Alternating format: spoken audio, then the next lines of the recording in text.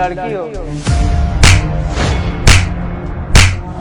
मैंने तुझसे कहा था ना मुझे लड़का चाहिए, और तू लड़की पैदा करेगी।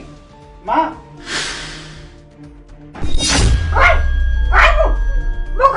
छोड़ो मुझे, छोड़ो।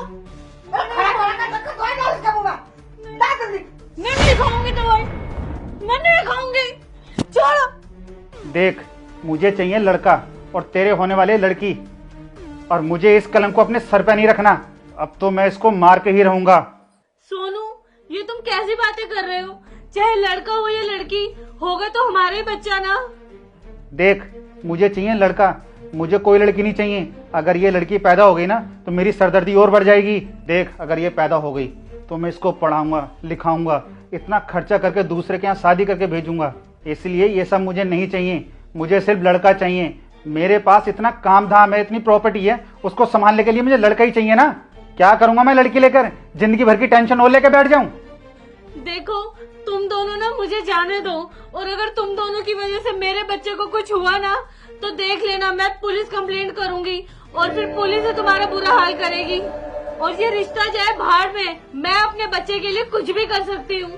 अरे तू भैंसी क्या कर रहा है? दवाई डाल इसके मुंह में, जल्दी कर। हाँ, तुम सही कह रही हो माँ। मैंने रुक जाओ, तुम दोनों से कुछ बात करनी है, साइड में आओ।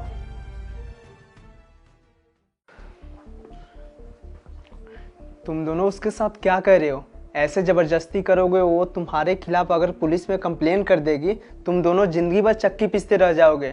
और तुम तो उसके बच्चे गिराने की बात कर रहे हो। उसकी सजा ऐसी मिलेगी ना, जिंदगी भर चक्की पीसोगे। देखो, दिमाग से काम करो, तुम्हारा काम भी हो जाएगा और उसे पता भी नहीं चलेगा। मेरे पास एक प्लान है। हाँ डॉक्टर साहब, तुम सही कह रहे हो, पर मैं क्या करूं? मुझे कोई लड़की बड़की नहीं चाहिए। एक बार बच्चा हो जाने दो, उसके बाद 2-3 महीने के बाद मैं कोई ना कोई बहाना बनाकर उनको बुला लूंगा। उसके बाद मुझ पर छोड़ दो कि क्या करना है मुझे, क्या नहीं करना है। ठीक है डॉक्टर साहब।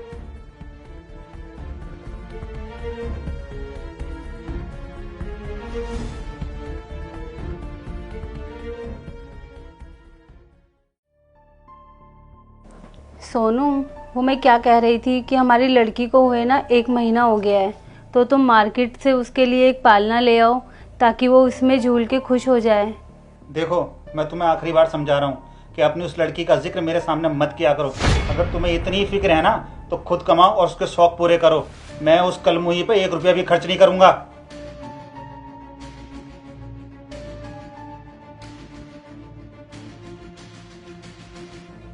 मम्मी जी, मुझे ना घर के बहुत सारे काम हैं, मुझे कपड़े भी धोने हैं और बर्तन भी धोने हैं। तो मैं क्या कह रही थी कि आज बच्चे की मालिश आप कर देते। अब वो सुन, अपने बच्चे का ना खुद ध्यान रख। अगर वो लड़की मेरे सामने भी आएगी ना, मालस तो दूर की बात है, उसकी टांगे तोड़ दूंगी।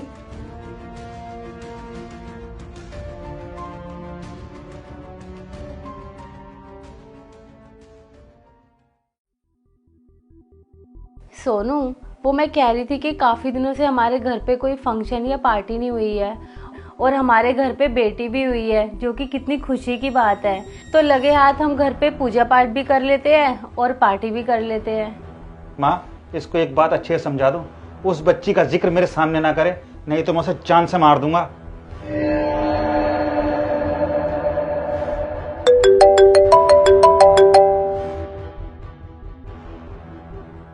हेलो। हेलो मिस्टर सोनू, आप बहुत टाइम से ऑफिस में नहीं आए हो। सर, घर पे ना थोड़ा काम था तो मैं इस वजह से आ नहीं पा रहा। और हाँ, सुनने में आया कि आपकी लड़की पैदा हुई है। हाँ सर, हुई तो है। तुमने मुझे बताया क्यों नहीं? ये बात मुझे तुम्हारी कलीग से पता चली है। सर, वो क्या है ना, काम का इतना प्रेशर था कि मैं आपको बता ही नहीं पाया। अरे ये तो बहुत खुशी की बात है कि तुम्हारे घर में बेटी पैदा हुई है। बहुत किस्मत वाले होते हैं जिनको बेटियां नसीब होती है। और देखना, जैसे तुम्हारे घर में बेटी आई है ना, तो खुशियाँ बहुत आएंगी। मैंने तुम्हारे प्रमोशन के बारे में सोच रहा था। और देखो कितना सही टाइम है, तुम्हारे घर में बेटी पैदा हुई, तुम्हारी खुशियाँ खुद ब खुद स्टार्ट हो चुकी है। तुम्हारी बेटी पैदा हुई है तो तुम्हारे खर्चे तो बढ़ेंगे ही। मैं एक काम करता हूँ, तुम्हारी सैलरी डबल कर देता हूँ। अरे नहीं नहीं सर, इसकी क्या जरूरत है? अरे सोनू, कैसी बात कर रहे हो? मुझे भी तो मौका दो बेटी की सेवा करने का। Thank you sir.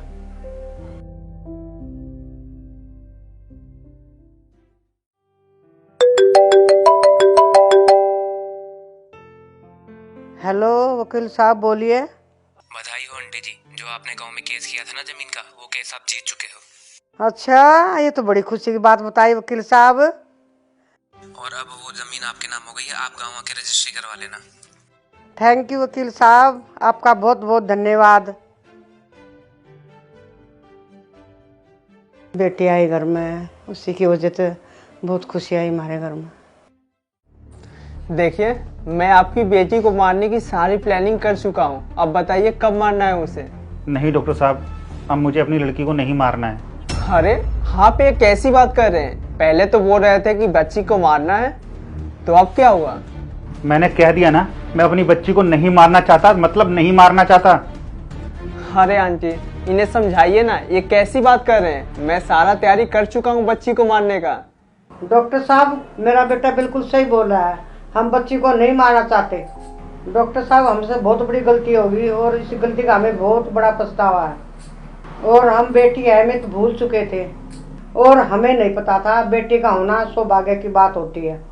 डॉक्टर साहब, हम भूल चुके थे, जिस घर में बेटी पैदा होती है ना, वो सौभाग्य से पैदा होती है। और मैं चाहता था कि मेरे घर एक लड़का पैदा हो जो मेरे कुल को आगे बढ़ाए, मेरी प्रॉपर्टी को, मेरे बिजनेस को आगे लेके जाए। पर मैं एक बात भूल गया था, जितना ज़रूरी लड़का होता है उतनी ज़रूरी लड़की भी होती है।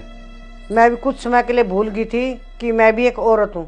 अगर मेरे माता पिता ने मेरे साथ ऐसा किया होता तो आज मैं यहाँ नहीं होती।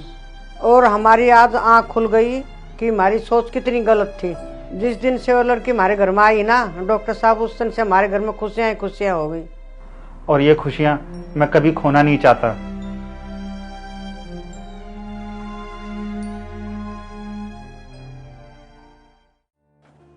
सिया, ये लो, मैं गुड़िया के लिए कुछ खिलौने लेके आया हूँ। और हाँ, मैंने ना पालकी भी ऑर्डर कर दी है। तुम एक काम करो, अपने माता पिता को ना अगले हफ्ते घर बुला लो, क्योंकि मैंने बच्चे होने की खुशी में ना बहुत बड़ी पूजा रखी है। और उसके बाद हम पार्टी भी रख लेंगे।